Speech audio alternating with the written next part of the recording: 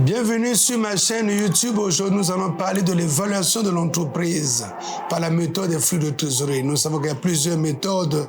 Il y a l'évaluation par les méthodes comparatives, il y a l'évaluation par les méthodes patrimoniales et mixtes. Mais aujourd'hui, nous allons parler de l'évaluation de l'entreprise par les flux de trésorerie. Et pourquoi l'évaluation? Parce que les investisseurs pourraient calculer la valeur de l'entreprise, soit pour vouloir la céder ou dans le cas du due diligence, on peut vouloir savoir quelle est la valeur de l'entreprise. Et aussi dans le cas d'une cession aussi. Alors, donc aujourd'hui, nous le savons tous que la valeur initiale, c'est la valeur nominale. Et nous savons que la valeur comptable, c'est les capitaux propres divisés par le nombre d'actions. Mais nous allons parler aujourd'hui de la valeur mathématique, mais pas la méthode des flux de trésorerie. Au départ, nous devons juste savoir que le bilan, nous avons la valeur des capitaux propres, qui est égale à la valeur globale de l'entreprise, la VGE, qu'on appelle aussi la valeur du marché des actifs d'exploitation, plus la valeur des actifs hors exploitation et plus la valeur des simulations financières, mais qu'on déduit l'endettement net et on déduit aussi les intérêts des minoritaires. Alors maintenant, comment calculer la VGE? La VGE, c'est les flux de trésorerie de l'entreprise divisé par 1 plus le coût du capital, exposant N en dénominateur, et si vous le mettez en numérateur, N va être négatif. Donc ça serait, au lieu que ça soit divisé, ça serait multiplié par 1 plus RC, entre parenthèses, exposant moins N, et plus la valeur terminale qui va être aussi actualisée par 1 plus RC, et le RC, c'est le coût du capital. C'est le coût du capital, nous le savons tous, et exposant N, moins N. Alors, une fois que nous avons la VGE, mais ce qui reste à calculer, c'est l'endettement brut, net.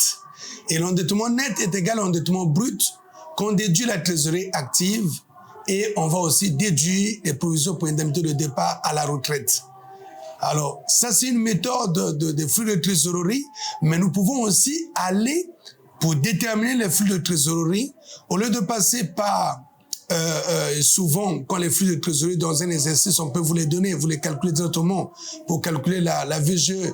Mais il arrive que les flux de trésorerie, on vous les donne pas directement, mais on vous donne les BE, on vous donne tout ce qui est les besoins de besoins en fonds de roulement, donc la variation de besoins en fonds de roulement, et on peut vous donner les investissements nets. Et là, dans le calcul, il faut d'abord qu'on détermine de l'EBE. Nous allons donc déterminer ce qu'on appelle la CAF, la capacité d'autofinancement. Et dans la capacité d'autofinancement, pour calculer la capacité d'autofinancement d'exploitation, est égale l'EBE qu'on déduit les dotations aux amortissements et qu'on multiplie par 1 moins le taux de l'IS et après qu'on additionne encore les dotations aux amortissements. Parce que vous savez que l'EBE, pour mieux calculer la capacité d'autofinancement, il faut faire un EBE corrigé. Quand on le fait de déduire de l'EBE la dotation aux amortissements, nous avons donc le résultat d'exploitation. Et à ce résultat, nous allons le multiplier par le taux. On va déduire dans le taux de l'IS, mais pour déduire l'IS, c'est facile. Il suffit juste de prendre le résultat, donc l'EBE moins la dotation aux amortissements, qui est multiplié par 1 moins le taux de l'IS. C'est la manière de déduire l'IS de ce résultat. Et après, on va additionner les dotations aux amortissements pour avoir la capacité d'autofinancement d'exploitation. Et une fois que nous avons cette capacité d'autofinancement d'exploitation, alors plus ou moins les variations du besoin en fonds de roulement, plus ou moins les cessions nettes, on va déterminer donc les flux de trésorerie disponibles pour l'entreprise.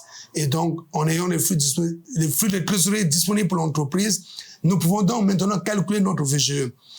Alors, et nous voyons bien comment est structuré le calcul de la valeur des capitaux propres. Et cette valeur des capitaux propres, divisée par le nombre d'actions, ça nous donne la valeur unitaire des capitaux propres. Donc, telle que la formule a été posée, valeur des capitaux propres égale à VGE, et nous avons rappelé cette formule de VGE, et après, nous en tenons compte de l'endettement, et on a rappelé comment on calcule l'endettement net, et aussi, à la fin, on vous a montré comment on peut déterminer les flux de trésorerie en allant avec le TFT.